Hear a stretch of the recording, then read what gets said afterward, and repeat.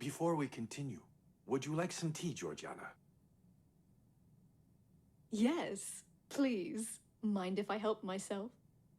Be my guest.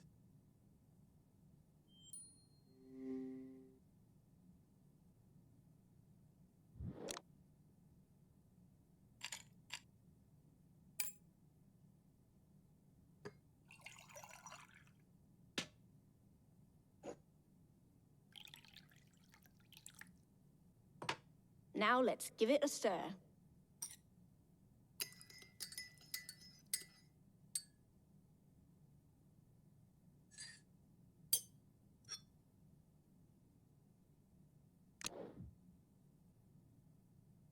Now, back to what we were discussing. How much do you know about your former employer? More than I'd like to. I was forced to manage some of the fronts of his despicable business. I was tasked with overseeing all the drug smuggling to London. And I fetched the profits from his shady partners. I even shook down local businesses for him. I'm afraid that the rackets you were involved in were only a small part of Nigel Warren's business. His influence goes much further than the streets of London.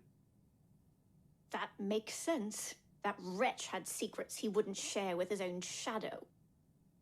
Warren had a hand in schemes to extort huge corporations around the country. My company didn't elude his greedy fingers either. He demanded a hefty sum for security fees to ensure the safety of my shipments.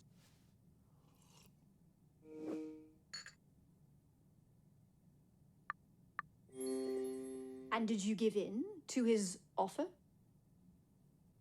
Of course not. I'd already tarnished my company's legacy enough by striking shady business deals in the past. Never again. But refusing Nigel Warren came with a price. A price not worth paying. At least not with the lives of my employees. Last month, I suffered the consequences of my choices.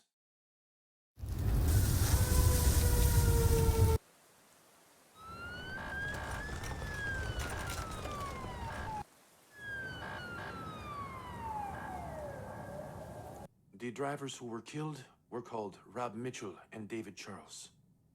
Both were young and full of potential. It was all over the news. It's so sad to see when such young men die.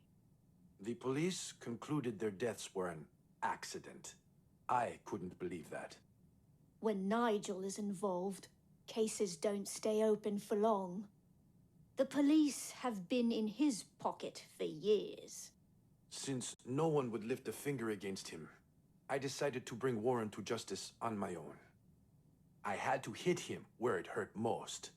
His international money laundering network.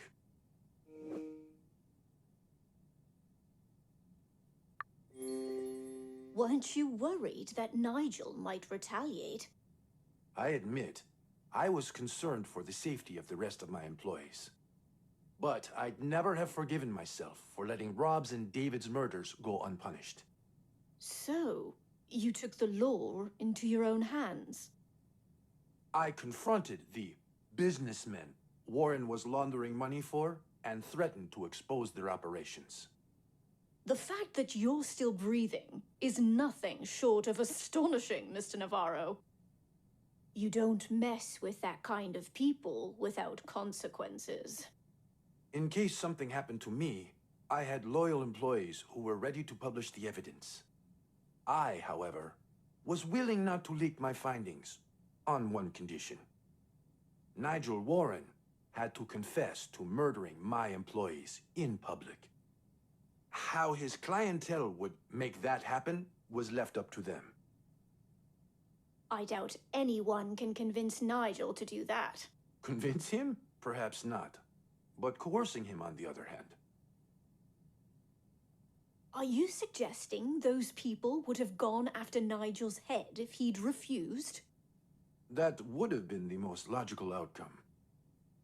Warren ran their entire money laundering network. He was their biggest liability. If he talked, it would be more than just their operation that would go down.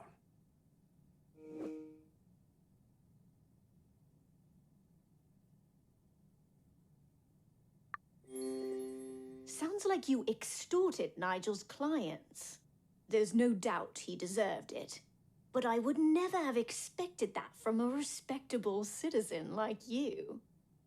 I did what was necessary to put that murderer behind bars. So, has Nigel confessed to murdering your drivers? He did, last night, while you were on the plane. Oh my! Finally, that animal will get what he deserves. I hope he rots in prison. So do I. Now it makes sense why he was so ticked off at the royal gala dinner last week.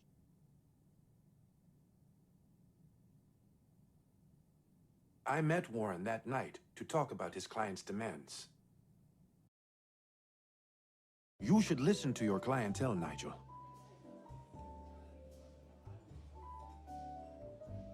Look at you, Navarro. You sound like a puppy yelping. You have no place among the big dogs. So, be a good pup, and don't pick a bone with me. Or I'll have 100 more of your people buried. You don't scare me, Warren. Expect to see your name in the headlines tomorrow morning. You think you can threaten me, boy? Me? I'll teach you some respect.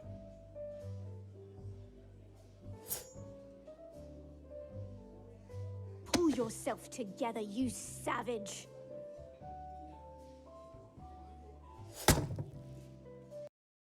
Know your place!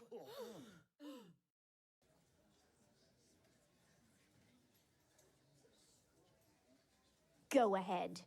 Do it again. Let the cameras get a good shot this time. Consider yourself lucky, Navarro. We're leaving.